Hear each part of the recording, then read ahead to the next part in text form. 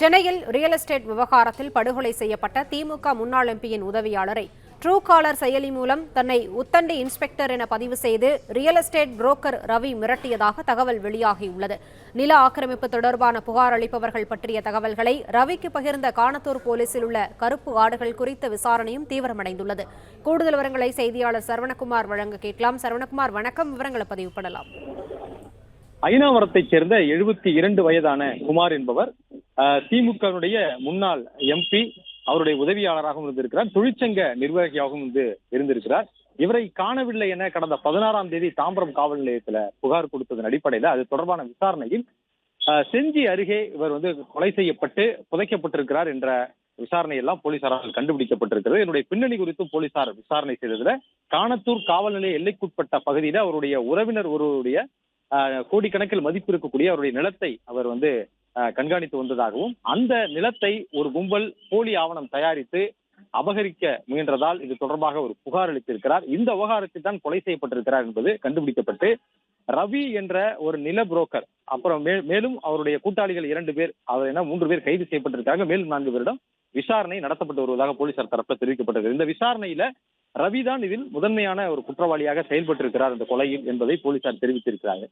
அதாவது ஈசிஆர் பகுதியில உத்தண்டி, காணத்தூர், பனையூர் உள்ளிட்ட இந்த பகுதிகள் எல்லாமே இருக்கக்கூடிய நிலங்களை காலியாக இருக்கக்கூடிய நிலங்களை கண்டறிந்து அவற்றிற்கு போலியான ஆவணங்களை தயாரித்து இப்படி பல நில அபகரிப்பில் ஈடுபட்டிருக்கிறார் என்று போலீசார் தரப்புல தெரிவித்திருக்கிறார்கள். தொடர்ந்து அது குறித்து விசாரணை நடத்தப்பட்டு வருகிறது. இந்த விவகாரம் தொடர்பாக, அதாவது இது குமார் அவருடைய உறவினர்களுடைய நிலம் இது போன்ற வேறொரு நபர்களால் அங்கே காம்பவுண்ட் சுவர் கட்டப்பட்டிருக்கிறது என்பது தெரிந்து அவர் போய் காணத்தூர் காவல் நிலையத்தில் புகார் அளித்திருக்கிறார். புகார் அளித்த அடுத்த சில மணி நேரத்தில் புகார் அளித்த இந்த குமாருக்கு செல்போனில் ஒரு அழைப்பு வருகிறது. அதில் இன்ஸ்பெக்டர் உத்தண்டி என்று ட்ரூகாலரில் இருந்து அந்த பெயர் இருக்கிறது.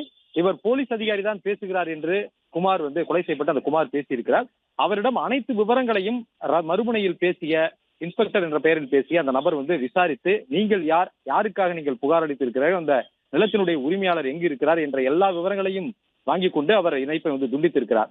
அதற்கு பிறகு மறுநாள் காணத்தூர் காவல் நிலையத்தில் குமார் விசாரித்த பொழுதுதான் அழைத்த நபர் நிலமோசடி கும்பலினுடைய தலைவன் என்பது அவருக்கு தெரிய வந்திருக்கிறது. இது தொடர்பாக போலீசாரிடம் ஏற்கனவே முறையிட்டிருக்கிறார். காவல் நிலையத்தில் புகார் அளித்த தகவலை யார் அந்த நிலமோசடி கும்பல் அந்த ரவிக்கு கொடுத்தது, அவருடைய எண்ணை யார் கொடுத்தது என்ற ஒரு சந்தேகமும் அவர்கள் தரப்புல கொலை செய்யப்பட்ட குமார் தரப்புல இந்த ஒரு சந்தேகத்தை முன்வைத்திருக்கிறார்கள்.